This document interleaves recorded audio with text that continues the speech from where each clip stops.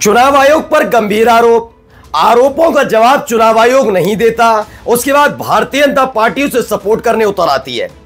अब होता यह है कि चुनाव आयोग कहता है कि चलिए आ जाइए मुलाकात करने। 300 सांसद संसद से निकलकर चुनाव आयोग के दफ्तर जाने की कोशिश करते हैं। पुलिस और बैरिकेडिंग लगाती जाती है। अखिलेश यादव सिर्फ बैरिकेडिंग के ऊपर से छलांग लगा देते हैं।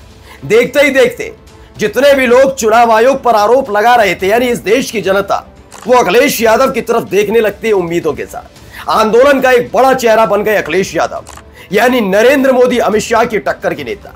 इसी बात से जो उत्तर प्रदेश के ये छुटभैया नेता हैं, ये अब तंज कसने लगे। ऐसे नेता जिनका अनुभव और जिनकी राजनीति अखिलेश यादव से ज्यादा है, लेकिन दिन रात चाटुकारिता करने की वजह से वो कभी आगे नहीं बढ़ पाए। जैसे ही उन्होंने अखिलेश यादव को आगे जाते देखा तो वही हर बार की तरह छींटाकसी कर रहे थे, लेकिन इस बार पार कर दी हद बीजेपी के एक नेता और उत्तर प्रदेश के उप मुख्यमंत्री ने। जी हां, मैं बात कर रहा हूं केशव प्रसाद मौर्य की। केशव प्रसाद मौर्य पिछले 1-1.5 महीने से जिस तरह की बयानबाजी कर रहे हैं, यकीन मानकर चलिए कभी इस तरह की बयानों के लिए वो जाने नहीं गए, लेकिन अब उनकी हरकतें बिल्कुल अपने आका की तरह हो गई है। पूरी जिम्मेदारी के साथ कह रहा हूं, हिंदू मुसलमान जैसे शब्दावली का इस्तेमाल करने से लेकर परिवार के लिए गंदे और घिनौनी शब्दावली का इस्तेमाल करना उनकी आदत है। परिवार के बिना उनका भी खाना हजम नहीं होता, जबकि खुद उन पर भी कई गंभीर आरोप लग चुके हैं। खैर, आए थे बीच में कूदकर केशव प्रसाद मौर्य अपनी खींच मिटाने के लिए कि अखिलेश यादव इतने बड़के नेता कैसे बन सकते हैं। बड़ा ज्ञान दे रहे थे, परिवार पर छींटाकसी कर रहे थे। एंट्री होती है शिवपाल सिंह यादव की। चाचा की एंट्री हुई और ऐसी लताड़ लगाई गई है उत्तर प्रदेश के डिप्टी सीएम को, यकीन मानिए अगली बार वो परिवार पर तंज कसने की हिम्मत और हिमाकत दोनों नहीं करेंगे। दिखाने जा रहा हूं केशव प्रसाद मौर्य से कैसे भिड़ गए चाचा शिवपाल सिंह यादव और बोलती बंद हो गई केशव प्रसाद मौर्य की। नमस्कार, मैं हूं प्रज्वल गौतम और आप देख रहे हैं खबर चौक।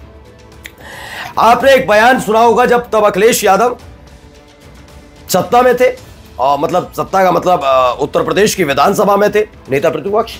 सरकार योगी आदित्यनाथ की चल रही थी और केशव प्रसाद मौर्य ने एक बार सैफई के लोगों को गुंडा तरीके का शब्दावली दी, तुम्हारा बाप लाता है, ये करता, बहुत सारी गंदी बातें कर रहे थे। तब अखिलेश यादव ने बुरी तरह से लताड़ लगाई थी।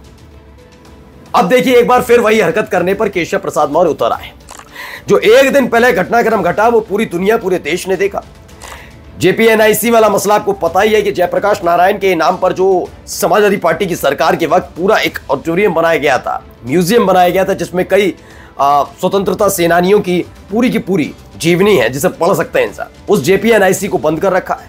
जयप्रकाश नारायण साहब की मूर्ति को ढक दिया, वो धूल फांक रही थी। जेपी साहब की प्रतिमा ऐसी धूल फांक रही थी। और उस जयंती के वक्त जब अखिलेश यादव गए थे तो आपको याद होगा कैसे पुलिस की पूरी व्यवस्था कर दी गई थी। इतनी हिम्मत नहीं हो रही थी योगी सरकार पर कि उसे ठीक किया जाए जेपीएनआईसी को, लेकिन जयप्रकाश नारायण साहब की जो मूर्ति है उसे साफ करा लिया जाए, लेकिन पुलिस की पूरी व्यवस्था थी। अखिलेश यादव उस बड़ी सी जो दीवार थी उसे कूद कर फांद कर पहुंचे थे, तब भी बड़ी चर्चा का विषय था। लेकिन जब जनता की आवाज और लोकतंत्र बचाने के लिए उन्होंने बैरिकेडिंग लांगी फलांगी छलांग लगाई, उसके बाद वो पूरे देश में चर्चा का विषय है। इस पर केशव प्रसाद मौर्य की हरकतें देखिए। गुंडे, माफिया, दंगाई, सबके सब सैफई परिवार के भाई। एक तो घटिया किस्म की शायरी वाले बीजेपी के नेता और चुनाव आयुक्त, सब मुझे एक ऐसा लगता है एक ही जगह से इनके लिए घटिया शायरी लिखकर आती है। अब ये एक ट्वीट कर देते हैं, गुंडे, माफिया, दंगाई। मैं ये नहीं कहता कि आप तंज मत कसिए, नहीं है, सबके सब सैफई परिवार के भाई। ये शब्दावली ये बताती है कि आप कितने डरे और सहमे हुए हैं।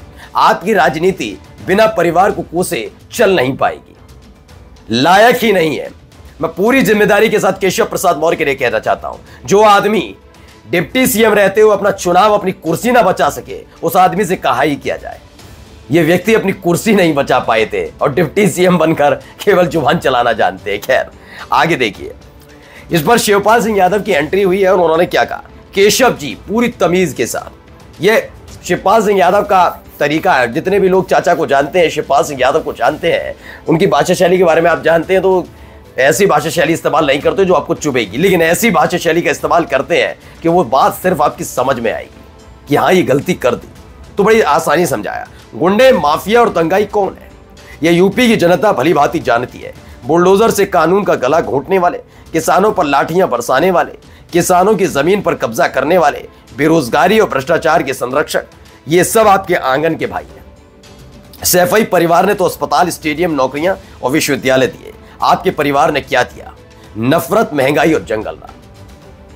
जैसे ही ये ट्वीट किया गया उसके बाद से बेचारे केशव प्रसाद मौर्य खुद चुप्पी साध कर बैठे। वो समझ, मैंने हमेशा कहा है, आप याद रखिएगा, जब जब ऐसी कोई तस्वीर, ऐसी कोई खबर निकल कर आती है, जब ये हद पार कर रहे होते हैं दोनों डिप्टी सीएम, चाहे ब्रजेश पाठक हो या केशव प्रसाद मौर्य या योगी आदित्यनाथ या कोई, बहुत दिनों तक शिवपाल सिंह यादव देखते हैं, लेकिन जब पानी सिर के ऊपर से जाता है तो चाचा की एंट्री होती है। और जब चाचा की एंट्री होती है यानी कि समझ लीजिए ये पानी सर के ऊपर से चला गया और जो राजनीतिक नैतिकता है उसे खूंटी पर टांगने का काम किया जा रहा है। और उसके बाद जब उनकी एंट्री होती है उसके बाद सब तरफ सन्नाटा पसर जाता है। आपको याद होगा ब्रजेश पाठक के लिए एक टिप्पणी समाजवादी पार्टी के आईटी सेल की तरफ से की गई, अखिलेश यादव नाराज हुए, ब्रजेश पाठक दौड़े दौड़े थाने पहुंचे। तब तक ठीक था, डीएनए वाला मसला चल रहा था। अचानक से एक ब्रजेश पाठक की फोटो लगाकर जो छुटवैया नेता है बीजेपी का, वो लखनऊ में होल्डिंग लगा देता और वही भाषा शैली का इस्तेमाल करता है जो समाजवादी पार्टी आईटी सेल ने इस्तेमाल की। अखिलेश यादव ने सपा के नेताओं को डांटा डपटा कि ऐसी भाषा शैली का, लेकिन ब्रजेश पाठक ने अब तक नहीं। इसके बाद चाचा का पारा चढ़ता है और ऐसा समझाते हैं कि ब्रजेश पाठक ने आज तक डीएनए नहीं खेला है सपा के लिए। अब नंबर लगा है केशव प्रसाद मौर्य का। उम्मीद जता कर रखिएगा, हिम्मत नहीं हो भाई कि केशव प्रसाद मौर्य कभी सपा परिवार, यादव परिवार पर छींटाकशी कर पाए। समाजवादी पार्टी पर करिए और करना भी चाहिए, लेकिन परिवार के बारे में बोलने वाला सबसे कमजोर होता है। और आप कितने कमजोर हैं ये हर कोई जानता है। जो अपनी सीट ना बचा पाए उप मुख्यमंत्री रहते हुए, वो किस बात का मजबूत नेता। नमस्कार। New public inter college Lucknow, admission open. For more information call 0522 282232 और 7755 089585।